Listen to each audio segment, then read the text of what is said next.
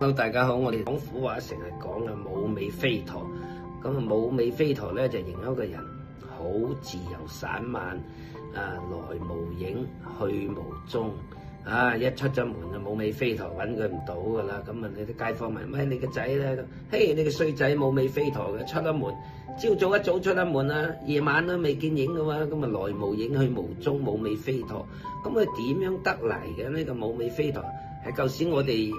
好早宋朝嘅時候已經就有個遊戲，咁啊綁住一個磚頭又好，一個物件又好，一個標的物又好，飛鏢又好，揾條繩綁住嘅，綁住有個標靶嘅，咁啊一掟出去，咁啊有條繩啊收翻嚟嘅，掟之後繩收翻嚟嘅，咁呢個有尾噶嘛。好啦，冇尾飛陀咧就冇條繩嘅，即係呢個物件一掟咗出去咧就冇咗蹤影啊，一去不復返啊！咁啊引申到而家廣府話你呢個衰仔真係冇尾飛陀嘅，咁即係話你一出咗去咧就失去聯繫啦，電話又唔覆，打電話又唔聽，都唔知去邊，都唔知做乜，一日到黑又冇交代，又唔知翻唔翻嚟食飯，答應咗下晝翻嚟做啲咩事嘅，又唔見咗蹤影，即係冇晒蹤影，冇晒交代，自由散漫，唔受約束。